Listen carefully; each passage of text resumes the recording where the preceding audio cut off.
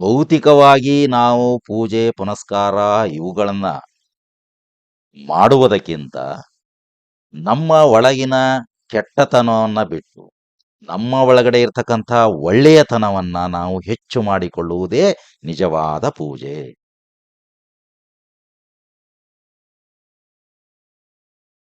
ನೋಡಿ, ಆ ಹೂವನ್ನ, ಆ ಪತ್ರಿಯನ್ನ ಸೃಷ್ಟಿ ಮಾಡಿದವರು ಯಾರು?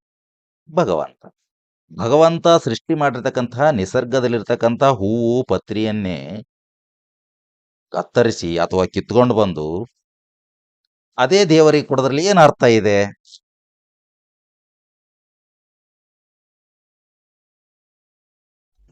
ನಮಸ್ಕಾರ ವೀಕ್ಷಕರೇ, ಈ ನನ್ನ ಚಾನಲ್ಗೆ ತಮ್ಮೆಲ್ಲರಿಗೂ ಕೂಡ ಪ್ರೀತಿಪೂರ್ವಕವಾಗಿರ್ತಕ್ಕಂಥ ಸ್ವಾಗತ.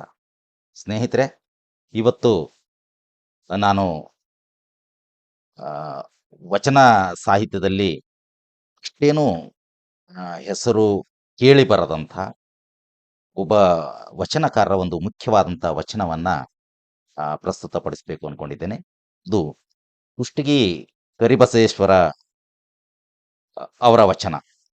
ಕುಷ್ಟಗಿ ಕರಿಬಸವೇಶ್ವರ ಅವರ ಹೆಸರನ್ನ ಬಹಳಷ್ಟು ಜನ ಕೇಳಿರ್ಲಿಕ್ಕಿಲ್ಲ ಮತ್ತು ಅವರ ವಚನವನ್ನು ಕೂಡ ಬಹಳಷ್ಟು ಜನ ಆಲಿಸಿರ್ಲಿಕ್ಕಿಲ್ಲ ಅನ್ನೋ ಹಿನ್ನೆಲೆಯಲ್ಲಿ ಅವರ ಒಂದು ವಚನವನ್ನ ನಾನಿಲ್ಲಿ ಪ್ರಸ್ತುತಪಡಿಸ್ಲಿಕ್ಕಿದ್ದೇನೆ.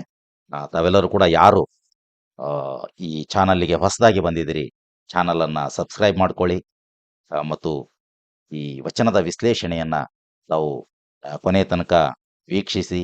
ಇಷ್ಟ ಆದರೆ ಶೇರ್ ಮಾಡಿ, ಲೈಕ್ ಮಾಡಿ, ಕಮೆಂಟ್ ಮಾಡಿ ಮತ್ತು ಜೊತೆಗಿರ್ತಕ್ಕಂಥ ಬೆಲ್ ಬಟನ್ ಅನ್ನ ಒತ್ತಿದ್ರೆ ತಮಗೆ ಸಾಹಿತ್ಯ, ಸಂಸ್ಕೃತಿ, ಕಲೆ, ಪ್ರಚಲಿತ ವಿದ್ಯಮಾನ ಹೀಗೆ ನಾನು ಮಾಡ್ತಕ್ಕಂಥ ಅರ್ಥಪೂರ್ಣವಾಗಿರ್ತಕ್ಕಂಥ ಅನೇಕ ವಿಡಿಯೋಗಳ ನೋಟಿಫಿಕೇಶನ್ ತಮಗೆ ಇರ್ತದೆ.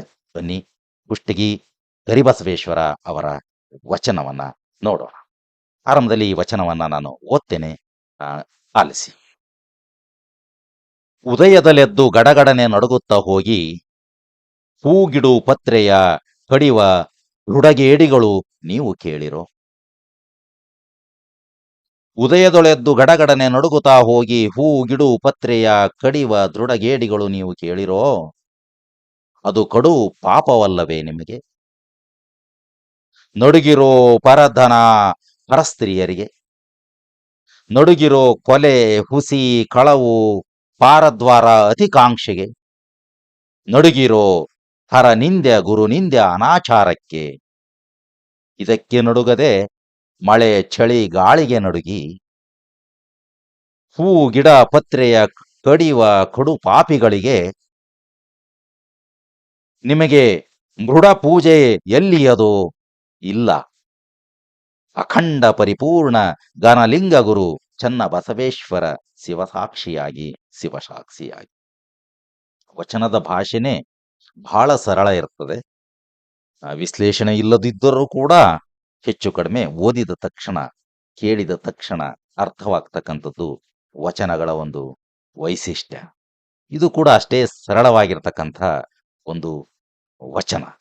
ಈಗ ಆ ವಚನದ ಒಟ್ಟಾರೆ ಅರ್ಥ ಏನು ಅಂತಕ್ಕಂಥದ್ದನ್ನ ಕೆಲವು ಸಾಲುಗಳನ್ನ ನಾವು ನೋಡ್ತಾ ಬರೋಣ.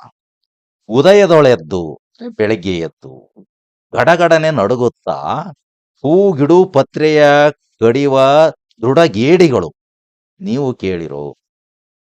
ಅಂದ್ರೆ ನಮ್ಮ ಒಂದು ಸಂಪ್ರದಾಯ, ಅಂದ್ರೆ ವೈದಿಕ ಪರಂಪರೆ ಏನಿದೆ ಅದರಲ್ಲಿ ದೇವ್ರ ಪೂಜೆ ಅಂದ್ರೆ ಬೆಳಗ್ಗೆ ದೇವ್ರ ಪೂಜೆ ಮಾಡಬೇಕು, ಬೆಳಿಗ್ಗೆ ದೇವ್ರ ಪೂಜೆ ಮಾಡಿ ನಮ್ಮ ಕೆಲಸಗಳನ್ನ ನಾವು ಶುರು ಮಾಡಬೇಕು ಅಂತಕ್ಕಂಥದ್ದು ಒಂದು ಕ್ರಮ. ಶರಣ ಪರಂಪರೆ ಈ ವೈದಿಕ ಪರಂಪರೆಯನ್ನ ಧಿಕ್ಕರಿಸಿ ಹುಟ್ಟಿರ್ತಕ್ಕಂಥದ್ದು. ಅಂದ್ರೆ ದೇವರ ಪೂಜೆಯನ್ನ ಮಾಡಿ ನಾವು ಮಾಡಬಾರದ ಕೆಲಸಗಳನ್ನ ಮಾಡಿದ್ರೆ ಅದರಲ್ಲಿ ಅರ್ಥ ಇಲ್ಲ ಅಂತ. ಅಂದ್ರೆ ಪೂಜೆಗಿಂತನೂ ಕಾಯಕಕ್ಕೆ, ತನ್ನ ಕೆಲಸಕ್ಕೆ, ತನ್ನ ನಡವಳಿಕೆಗೆ ಹೆಚ್ಚು ಆದ್ಯತೆಯನ್ನ ಶರಣ ಪರಂಪರೆ ಕೊಟ್ಟಿದೆ. ಅದನ್ನೇ ಇದು ಈ ಒಂದು ವಚನ ಕೂಡ ಹೇಳ್ತದೆ. ಉದಯದೊಳೆದ್ದು ಗಡಗಡನೆ ನಡುಗುತ್ತಾ ಹೋಗಿ, ಬೆಳಗ್ಗೆ ಚಳಿಯಲ್ಲಿ ಹೋಗಿ ನಾವು ಆ ಹೂಗಿಡಗಳಿಗೆ ಹೋಗಿ ಹೂವನ್ನ ಎತ್ಕೊಂಬಂದು, ಪತ್ರಿಯನ್ನ ಎತ್ಕೊಂಬಂದು, ಅಂದ್ರೆ ಶಿವನಿಗೆ ಬಹಳ ಪ್ರೀತಿ ಅಂತ ಹೇಳಿ ಬಿಲ್ಲೋಪತ್ರಿ, ಬನ್ನಿ ಪತ್ರಿಯನ್ನ ಎತ್ತಿಕೊಂಡು ಪತ್ರಿಯ ಕಡಿಯುವ, ಪತ್ರಿಯನ್ನು ಹರಿಯುವ, ಋಡಗೇಡಿಗಳು ನೀವು ಕೇಳಿರೋ, ಬುದ್ಧಿಹೀನರೇ ನೀವು ಕೇಳಿರಿ, ಅದು ಕಡು ಪಾಪವಲ್ಲವೇ ನಿಮಗೆ? ಯಾಕೆ ಪಾಪ? ನೋಡಿ, ಆ ಹೂವನ್ನ, ಆ ಪತ್ರಿಯನ್ನ ಸೃಷ್ಟಿ ಮಾಡಿದವರು ಯಾರು? ಭಗವಂತ. ಭಗವಂತ ಸೃಷ್ಟಿ ಮಾಡಿರ್ತಕ್ಕಂತಹ ನಿಸರ್ಗದಲ್ಲಿರ್ತಕ್ಕಂಥ ಹೂವು, ಪತ್ರಿಯನ್ನೇ ಕತ್ತರಿಸಿ ಅಥವಾ ಕಿತ್ಕೊಂಡು ಬಂದು ಅದೇ ದೇವರಿಗೆ ಕೊಡೋದ್ರಲ್ಲಿ ಏನು ಅರ್ಥ ಇದೆ? ನೋಡಿ, ಎಂತ ಒಂದು ವೈಚಾರಿಕವಾಗಿರ್ತಕ್ಕಂಥ ಅಂಶವನ್ನ ಇಲ್ಲಿ ಕರಿಬಸವೇಶ್ವರ ಅವರು ಹೇಳ್ತಾರೆ. ಅಂದ್ರೆ ದೇವರ ಸೃಷ್ಟಿ ಮಾಡಿರ್ತಕ್ಕಂಥ ಹೂವನ್ನೇ ತೆಗೆದು ದೇವರಿಗೆ ಕೊಡೋದ್ರಲ್ಲಿ ಏನು ಅರ್ಥ ಇದೆ? ಈ ಪ್ರಶ್ನೆಯನ್ನ ನಮಗೆ ಅವರು ಇದು ಪಾಪದ ಕೆಲಸ. ಅಂದ್ರೆ ಹೂವು ನಿಸರ್ಗವಾಗಿ ಬೆಳೀತಿರ್ತಕ್ಕಂಥ ಒಂದು ಹೂವೇನಿದೆ, ಅದನ್ನ ಕಿತ್ತು ಆ ದೇವರಿಗೆ ಕೊಡೋದ್ರಲ್ಲಿ ಅರ್ಥ ಇಲ್ಲ. ನೀವು ಹಾಗಾದ್ರೆ ಬೆಳಕರ್ತಿ ಎದ್ದು ನಡುಗುತ್ತಾ ಹೋಗಿ ಹೂವು ಪತ್ರಿಯನ್ನ ಕೀಳೋದ್ರಲ್ಲಿ ಅರ್ಥ ಇಲ್ಲ. ಆದ್ರೆ ನಡುಗಬೇಕು, ನೀವು ಯಾವ್ದಕ್ ನಡುಗಬೇಕು ಅಂತ ಹೇಳ್ತಾರೆ ಮುಂದೆ. ನಡುಗಿರೋ ಪರಧನ ಪರಸ್ತ್ರೀಯರಿಗೆ. ಅಂದ್ರೆ ಒಂದು ಆ ಪರಧನ ಅಂದ್ರೆ ಈ ಅತ್ಯಾಚಾರ, ಅನಾಚಾರ, ಅನೈತಿಕ ಸಂಬಂಧ, ಬೇರೆಯ ಸ್ತ್ರೀಯರಿಗೆ ಮಾಡ್ತಕ್ಕಂಥ ಅನ್ಯಾಯ, ಇದಕ್ಕೆ ಹೆದರ್ರಿ. ಪರಧನಕ್ಕೆ ಹೆದರ್ರಿ. ಪರಧನ ಪರಧನ ನನ್ನದಲ್ಲದಂತಹ ಸಂಪತ್ತು. ಯಾವುದು ನನ್ನದಲ್ಲದ ಸಂಪತ್ತು? ಯಾವುದು ನನ್ನ ದುಡಿಮೆಯಿಂದ ಬರುವುದಿಲ್ಲವೋ ಅದು ಪರಧನ. ವಂಚನೆ ಮಾಡಿ, ಮೋಸ ಮಾಡಿ, ಲಂಚ ತೆಗೆದುಕೊಂಡು ಈ ರೀತಿ ದುಡ್ಡು ತೆಗೆದುಕೊಳ್ತಿರಲ್ಲ, ಆ ಸಂದರ್ಭದಲ್ಲಿ ನೀವು ನಡುಗ್ರಿ. ಬೆಳಗ್ಗೆ ಎದ್ದು ಹೂ ತರಕ್ ಹೋಗಿ ನಡುಗಬೇಡಿ. ಬೇರೆಯವರಿಂದ ಲಂಚ ತೆಗೆದುಕೊಳ್ಳುವಾಗ ನಿಮಗೆ ನಡುಕ ಹುಟ್ಲಿ. ಬೇರೆಯವರಿಂದ ಯಾರಿಗೂ ಅನ್ಯಾಯ ಮಾಡಿ ತಲೆ ಒಡೆದು ಹಣ ಸಂಪಾದನೆ ಮಾಡುವಾಗ ನೀವು ನಡುಗ್ರಿ. ಬೇರೆಯವರ ಸ್ತ್ರೀಯರಿಗೆ ನೀವು ಅನ್ಯಾಯದ ಸಂಬಂಧಗಳನ್ನ ಅವರಿಗೆ ಒತ್ತಡ ತಂದು ಮಾಡುವಾಗ ನೀವು ಅಂಜಿರಿ. ಅವಾಗ ನಡುಗ್ರಿ.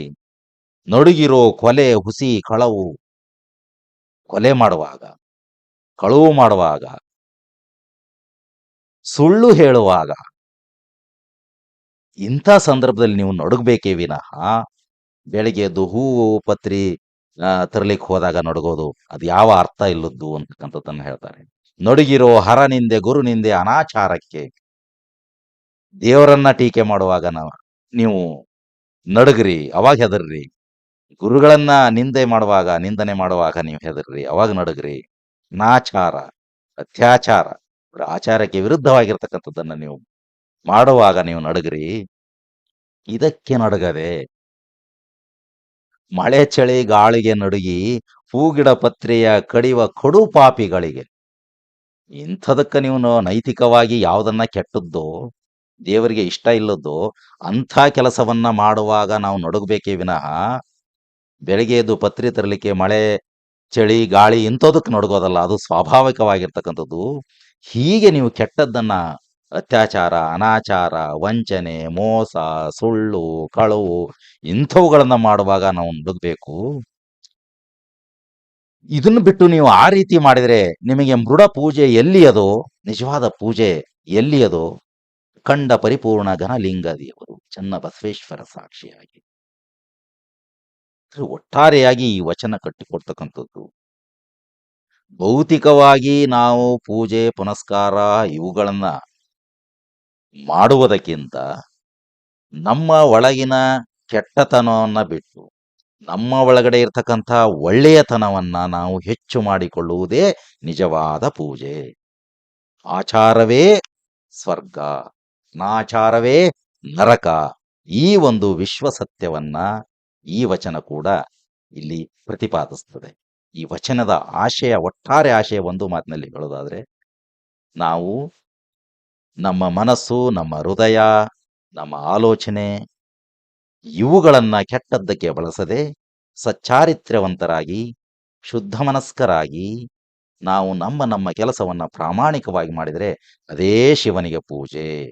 ನೀವು ಕೆಟ್ಟದ್ದನ್ನ ಮಾಡುವಾಗ ಹೆದರಬೇಕೇ ವಿನಃ ದೇವರಿಗೆ ಬೆಳಗಿನ ಜಾವ ಹೂವು ಪತ್ರಿ ಇಂಥ ತರಲಿಕ್ಕೆ ಹೋದಾಗ ನಡುಗುವುದು ಅಲ್ಲ ಅಂತಕ್ಕಂಥದ್ದು. ಈ ವಚನದ ಆಶಯವನ್ನ ನಾವೆಲ್ಲರೂ ಕೂಡ ಅರ್ಥ ಮಾಡಿಕೊಂಡು ನಮ್ಮ ಬದುಕಿನಲ್ಲಿ ಅಳವಡಿಸಿಕೊಳ್ಳೋಣ. ಆ ಮೂಲಕ ಸತ್ ಪ್ರಜೆಗಳಾಗಿ ತಿಳ್ಕೋಣ ಅಂತ ಹೇಳಿ ನಾನು ಮಾತನ್ನು ಮುಗಿಸ್ತೇನೆ. ವೀಕ್ಷಿಸಿದ ಎಲ್ಲರಿಗೂ ಕೂಡ ಪ್ರೀತಿಪೂರ್ವಕ ಧನ್ಯವಾದಗಳು.